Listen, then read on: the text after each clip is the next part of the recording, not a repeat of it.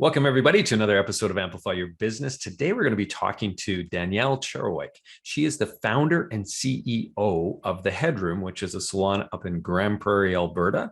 And she's going to be talking to us a little bit about, well, actually a few things, but one of the things that I'm really excited to talk about is time freedom, which is a challenge that all of us entrepreneurs have.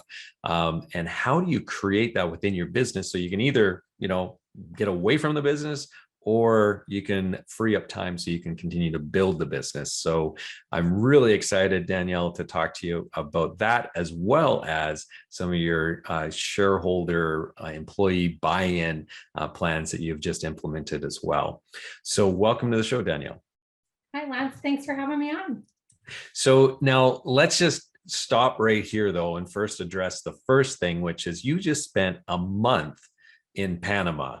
So how great was that to be an entrepreneur who could go down, spend a month with your family, touring around, and not have to worry about your business at all? It was one of the most incredible experiences of my life, and a happy new tradition we will have moving forward. Sounds so great. And the reason why you're able to do that is because you started to clockwork your business. We'll get into that in a moment. But first, tell us a little bit about the Headroom and why you decided that you wanted to start a salon to begin with. Yep, thanks. So the Headroom is a multi-location salon in Grand Prairie, Alberta. So just up northern Alberta. We have 43 team members and growing all the time, always hiring, always building and welcoming. What got me into it? Well, first of all, I'm a second generation stylist. So I've always grown up in the culture of our beauty industry, and it has created, I would just say, like a very blessed life for me. So through my mom being a stylist and now through my own business, our paths are very different. My mom was very passionate behind the chair, and as am I, but I have found a lot more passion in the business side of things and really growing in that. So I am still behind the chair a little bit. I really enjoy the clients that I have, and I love that, but I really do love building up my team, and that's a grand passion now. Yeah. So now I used to remember being in the salon from time to time, not yours, but into salons in general when I used to have hair, and definitely missing those opportunities to get in there and have that head massage and come out with a great style to the hair.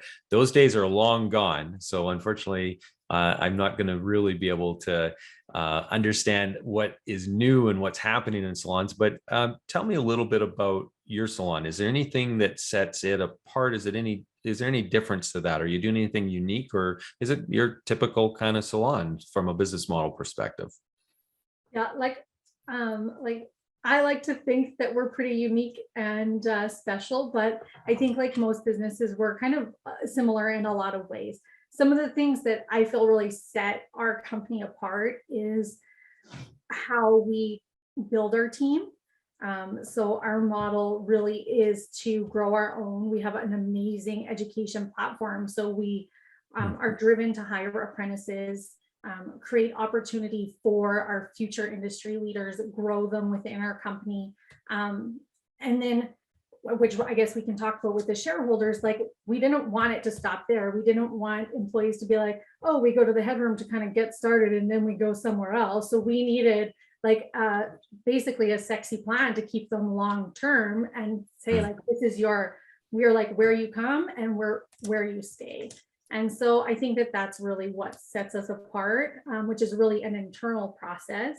And then for clients, we do a lot of things I think that are really special. One of the things that we just, really try and hone in on is just consistency of really exceptional services. And some of the things that stand out are just, we have a liquor license, so we can serve and have, those kinds of special experiences. We've got all levels of stylists, and they're always learning. So it's a very curious environment, which it just makes it very fun and interactive. Yeah, and probably on trend, right? Because if they're continually learning new methods and new styles and so on, I'd imagine, yeah, one of the trendier places to be in the city. Yeah, absolutely. We like to think so, but like Yeah, that's for most salons, like that's, where we're at with it, but for sure yeah. that's trademark for us. Yeah. So in terms of like you mentioned just briefly, and I did at the top too, that you have a bit of a shareholder buy-in plan where you have just brought on two partners, I think you said. So two Yeah, people bought into the company recently, and so these would have been long-term employees or people who are working for you or with you. Is that correct? that's correct. And moving forward, like you said, that's part of our career path. So it's an opportunity that comes in. One of our stipulations is that they need to be employed with our company full time and they need to have 5 years seniority. So Okay. most of our career path is performance based, not seniority based, but that is one thing that does come with a bit of seniority. Okay. Yeah. And so then is it automatic then? They automatically, once they get to that level of seniority, that they have that opportunity, or is it something that still you're vetting them to make sure they're the right fit? Yeah, no, for sure. There's still a vetting process. We've got some leadership opportunities that they would go through, and then that'll be something that we're opening up to in the future. And I'm sure that it will evolve. So, yeah. Yeah. Now, I'd imagine there's a lot of our listeners who are thinking of potentially incorporating some sort of employee ownership model or buy-in or transitional model for their businesses as well. And so the mechanics of that always interest me. So how did you approach that from setting that up? So let's just start with you have to come up with a value for the company. So how did you come up with a fair value or a methodology to do that in which your current two partners were really happy with that method and felt it was fair? And I presume that you'll probably use the same kind of formula going forward. So how did you arrive at that? Was this just through something that you came up on your own, or did you bring in outside support to do that valuation? Yeah, absolutely. And we did bring in outside support. Um, so one of my values personally and in my business is Mhm. clear, transparent leadership. I think being clear is being kind. And so I'm usually pretty transparent with numbers or with really any of our operations that my team wants to know about. I think that they have a right to know about those kinds of things. And so they the two women that bought in, they were already a big part of that because they're a big part of our executive team already. So it's not that a lot of the information was foreign to them. And we had kind of been in the process for a while. So when we started the conversation, it was like, okay, we're definitely going to need to change some internal structures of like how I pay myself, how I, operate my books, how we do different things, because I think going from a sole proprietor into a corporation and now into a corporation that's going to have shareholders, which was my journey, there just was a lot of things that needed to be cleaned up and to make sure that they could have clear systems moving forward that was fair to them and to me. So Yeah. kind of where it started. And then for valuation, we did bring in a salon specialty company to do a Hmm. valuation, and as well as an outside accountant, and then we had our internal accountant present that to us. Okay. And so it's really wise, I would think, to have an organization that is actually focused in your industry to provide that valuation. You're going to get much more accurate. So, and I don't know if that's something that's available to all industries, but yeah, that's a great advantage to have for sure. So you establish that value then. And so how have you decided how much of the company you're willing to sell to these initial partners and I guess future potential people coming in? It's funny. So I like to think that I'm pretty young still. I'm 30, I'm level 34. Yeah. Um, I hire a lot of young, young women, young entrepreneurs or young apprentices. And so they would not think that I'm so young. They're kind of, 16 to 18. But I would say that I still have a lot of levels to go.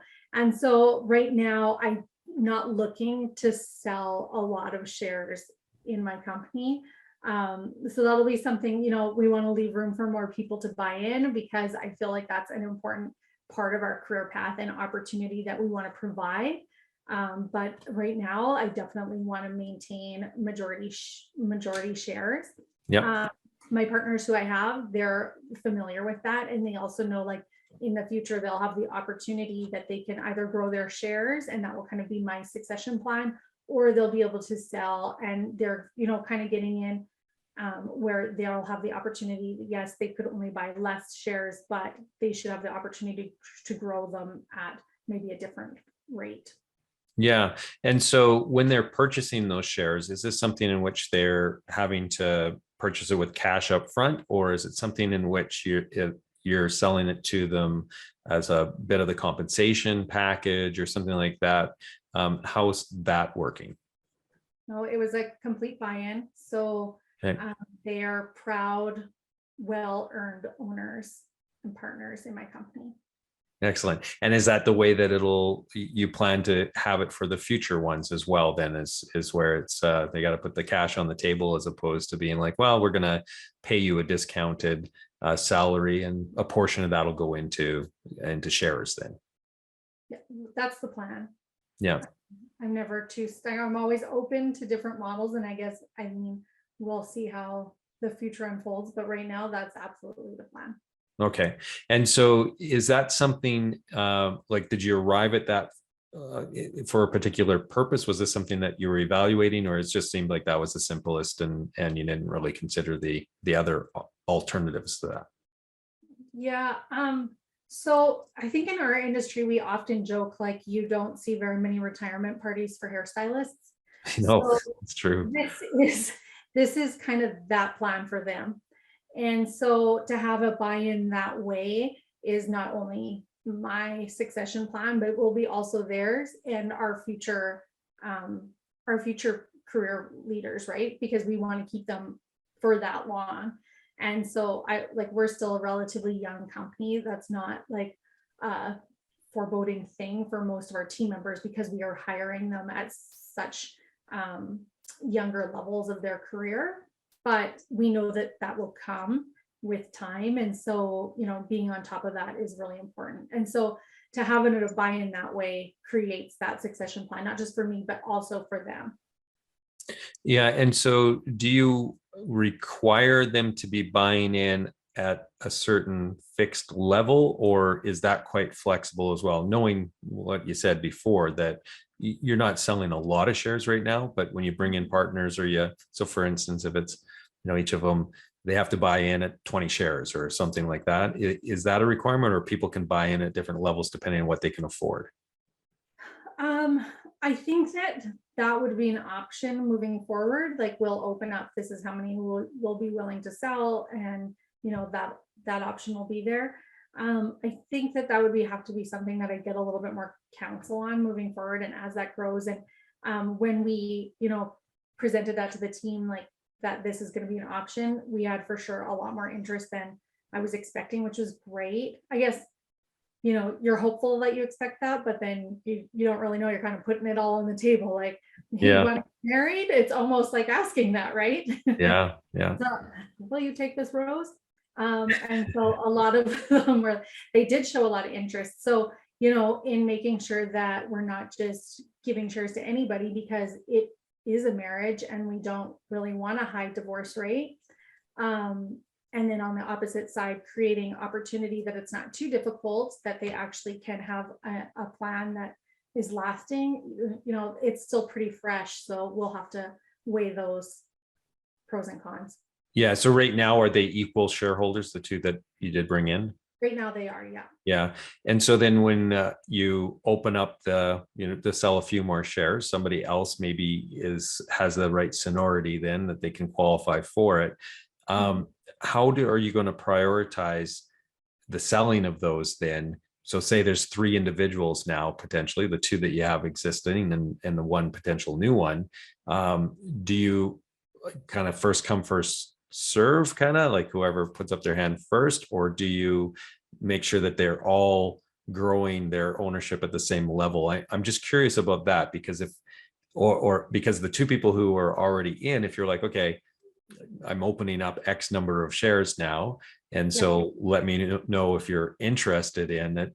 If there's somebody who wants to buy more shares, but they can't because you're letting other people come in and you're only releasing a few shares, I'm just wondering if that'll create friction and stuff. So I'm just trying to figure out how you are planning to handle those kind of scenarios. Do you have that kind of worked out yet?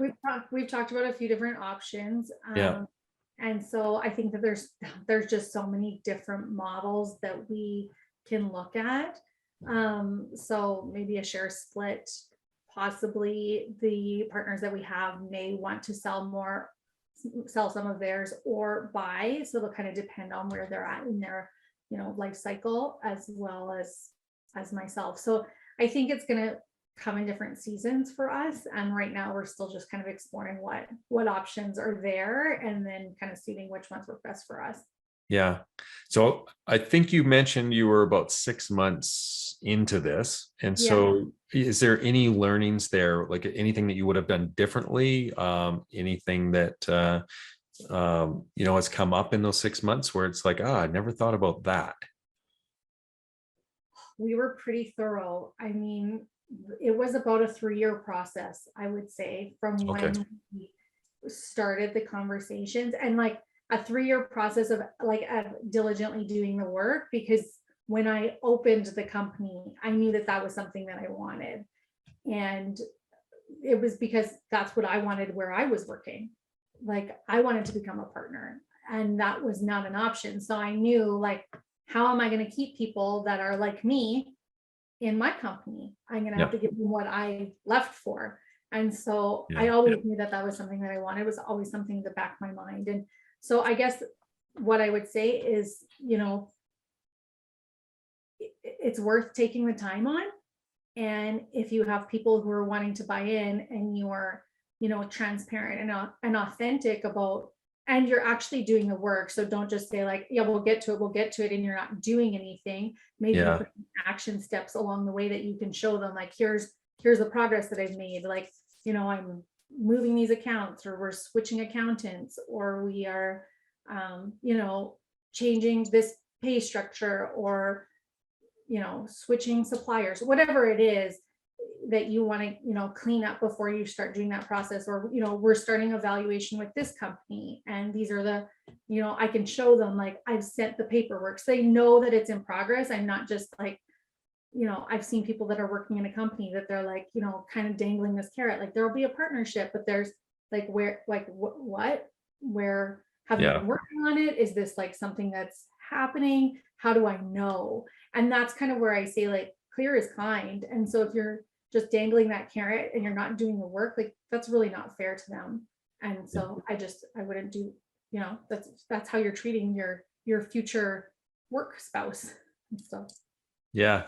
No, I think that's really good advice. And I think a lot of people will really appreciate that. Now, switching gears then to the other topic that I'm really excited to talk about, and that is clockworking your business. So this was when we had our preliminary discussion prior to, which was probably 2-3 months ago, something like that. This was a term that was new to me. And so you said that you were heading off on a vacation because you've clockworked your business. And I was like, what does that mean? And so you recommended a book. And so it was by, who's the author again? Mike McAllowicz. Yeah. So, and it's called Clockwork, right? Yeah. Okay. So give us a synopsis as to what this book is about and why you wanted to tackle this concept of clockworking your business. So I will say that Mike is like I love his work. So I've read Profit First. I've implemented a lot of his systems, which was a part of our shareholder, process of doing all that, like making sure that our accounts were all set up really well. So if you haven't read that one, do that one. And so, as I devoured his work, clockwork is essentially just the phrase, run like clockwork. So we want our business to run like clockwork. And something that I've done in my business, and I think right from the start, was just this, I had this reality that as a hairstylist, like, I could literally break a finger and be off of work. So what is my plan for that? And then, after having kids, it kind of became like, okay, now I have this business. What happens if something happens to me? Like, what happens to my kids? You start to think about those kinds of things. And now, not just my own kids, but my team members. And so what happens to them? The company's kind of to a size that my husband and I decided he didn't want to be a part of the business in that way.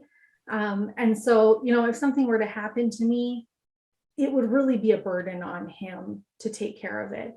I need the company to run like if something happened to me.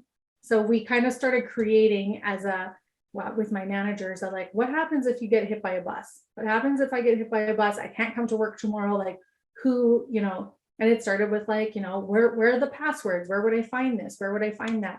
And then when I read Clockwork, he kind of talks about like how to create systems, but then this testing formula. So like, how do you know that you actually created the systems? You have to leave your business. So, test number 1, you take a 1-week vacation. So I did that. That was pretty easy. And then test 2, you take a 2-week vacation. And like, this is unplugged. So your team can't contact you. Like, you're gone. You're out. And hopefully it's for a good reason, but it's preparing for in case it's not a good reason too. And then a 3-week vacation. So last year I actually took all of those. And then this January I took a solid month, 4-week vacation. So that's kind of like the ultimate test to know that your systems are clockworked. Yeah, completely. And such an important test, right? Because as most entrepreneurs who are listening to this right now can attest, it's really, really difficult to disconnect from the business when you're so integral to the business. And one of the things that we always are talking about is, man, like if I could just, leave my phone at home when I go on that weekend trip or disconnect for that week when I get away to, some sort of nice warm spot in the wintertime. But oftentimes it's really difficult to do that. And so this whole concept is all about creating that ability to have everything systematized. Yeah. Everybody else responsible for the things that would normally be on your plate so that you can take that time freedom. Not just responsible, but they have access to what you would do. So all of the things that I do are all recorded and stored in, we use Trello. And we've got a few different systems, but Trello is a really great platform. So, I'll just record something that I do. So then if somebody needs to step in, so it's still my regular task, but if say I'm out for the day, I can be like, oh man, can you do this task? And then they can just, they're just like, oh, here's this task. And they can actually see a video of me doing the task. Okay. Creating a manual doesn't work because when you're writing it out, well, I don't know if anybody's ever tried to read a manual, but it's hellish and nobody likes to do it anymore. And so when you're doing a video, you're actually doing the work and you're very unlikely to miss steps. Where in manuals, lots of times you kind of get to a stage and you're like, this isn't, has anybody ever gotten instructions from like a different country? You're like, I feel like this is, where did I miss a step? And so when you're recording yourself, you don't, because you're just doing it. So that's kind of the other side of it. And so this is something that is advocated within, is to record all of the processes, all you doing all the different things. Mm-hmm. And then there's that backup. There's the instructions, the manual for somebody else to do it if they needed to. That's right. And then so somebody can step in, or you can pass that, and which I did with a lot of things, you can pass that role on completely. So, like it's like, here's the one thing, and I never want to take it back, but sometimes you can take them back. Now, is there also part of the training, I guess, part of the experience and analysis of those systems, the processes that you have, and then refining those, making them more efficient and so on? Or is that just something that just naturally happens as you're going through and trying to document it?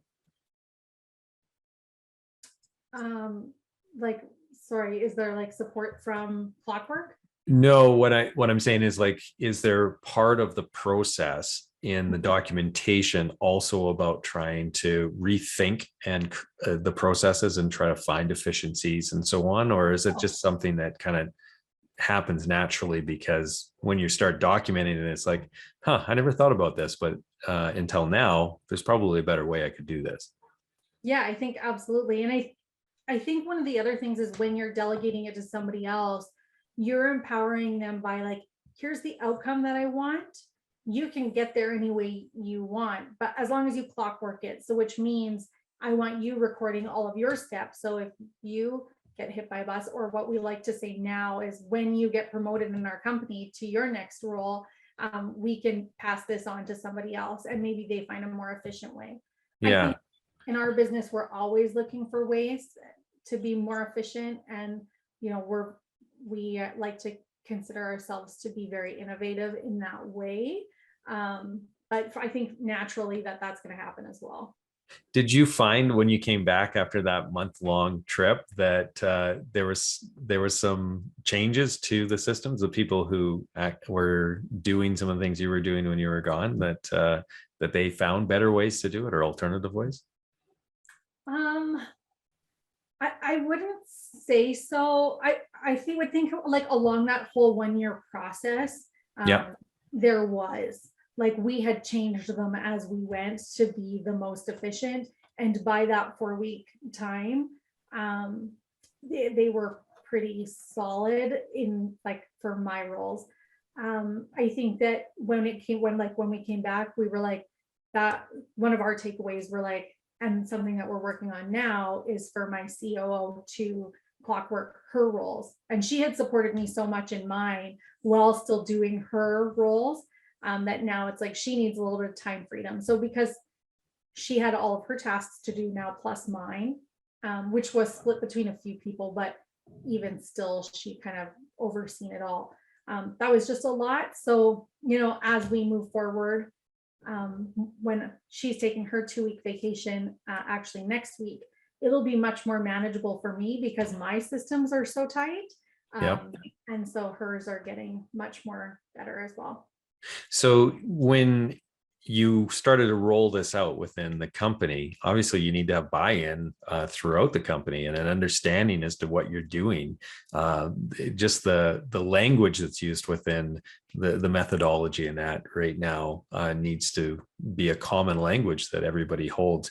Is that something that you kind of tried to I guess teach everybody or get them the book and have everybody read it? Like what was the process in bringing this new methodology or philosophy into your business? Yeah, great question. So I had read the book and like instantly obsessed, like I'm taking a 4 week vacation. Where am I going? How am I doing this? Um, I I got the book I messaged my managers. I have three, two which are the partners, and then our COO. So I messaged them. I'm like, do you want it on Audible or do you want it in a book? So you're getting it, and you have until this date to read it, which was our, you know, our annual planning meeting, which I was like, then we'll decide on how we're going to implement it all. So I got the three of them on board, and they're, like I said, we're very innovative and open. That's just our culture. So they, you know, anything that's new like that, they're like, okay, yeah, awesome. This sounds really cool. And it stayed pretty much between us for the first, I would say like solid, at least 6 months. And then as, you know, the vacation started to come where we were telling my team like, hey, new rule, you actually can't contact managers when they're on vacation. And, you know, and same respect goes. And so that was just a different culture for us, because we've always liked to be like, you know, how can we serve you? We always want to be available to you. And it wasn't like a lack of boundaries. Well, I guess in a way it was, but we seen it more as like in a serving way. And now it's kind of like, how can we empower you to serve? But also we've put other people in place who are available to serve you. So it's like, you don't need all three of us at your, you know, at your whim. There will always be, or all four of us, there will always be somebody there for you. So, you know, once we explained that to them, we kind of explained it more in like, the reason that we're doing this is to create, future leadership opportunities for them as well. And, better systems so that there's less confusion for them, and, more clear systems and more efficient systems. And so they were, all in on that. Yeah. And so did you have anybody who was resistant to that? I don't No, I think everybody was very welcoming of it. Excellent. I mean, I'm, the same respect, like they love that idea. They also don't want to get bothered when they were on vacation. So not that we really do, it's like very minor stuff, but just setting a little bit more, it was just a conversation, I guess, that we had never had prior to. Yeah. Yeah. It definitely does set up a different, well, it impacts the culture of your organization as well, right? So Yeah. very systems focused and process focused, and probably efficiency focused too. So that's really cool. So in terms of just your overall entrepreneurial journey, is there anything that, now that you've been, how long have you had the salons? It's coming on 12 years. Okay, so you have a dozen years under your belt here as an entrepreneur.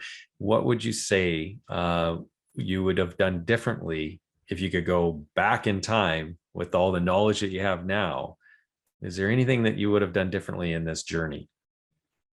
Oh gosh, isn't that a question? I don't think so. I'm happy where we've landed. Some of the systems that we have, I guess I wish we would have, implemented sooner, or Yeah. those are, the only thing that I could really think of. But at the same time, I think maybe sometimes some of our hardships we need to go through to really appreciate what we have, and how special they are. So. Yeah. Well said, Danielle. Well said, for sure. Yeah. Well, thank you so much for sharing your story and sharing about Clockwork. I think there's going to be a lot of people that are going to be out there looking for the Audible or buying the book after hearing the freedom that you had to take a whole month off and not really be bothered by it, and really make that trip just really focused on the experience with the family. It sounds like a real great time, and I'm happy that you're able to accomplish that. And thank you as well for being so forthright with all of the information with regard to the shareholder structure that you're trying to put in place there, and some of the things that you guys are implementing. There's a lot of businesses out there that are struggling with that concept, I think, mine included. So I have a desire to build that into Amplimedia too. So thank you for sharing. Yeah, thanks for having me, Lance. Okay, so if everybody who's listening to this wants to access our archives, you can head over to amplifyyourbusiness.ca. That's where you're going to find the vault of past episodes as well as our future ones. And if you're watching this, but would prefer to have it as an audio podcast, they are now available in all the major audio podcast places. So Spotify, Apple Podcast, the Google Podcast, and so on. So just Google Amplify Your Business and podcast, and you'll be able to find where you can access it. So until next time, everybody, have a prosperous day. And thank you again. Really appreciate your time, Danielle.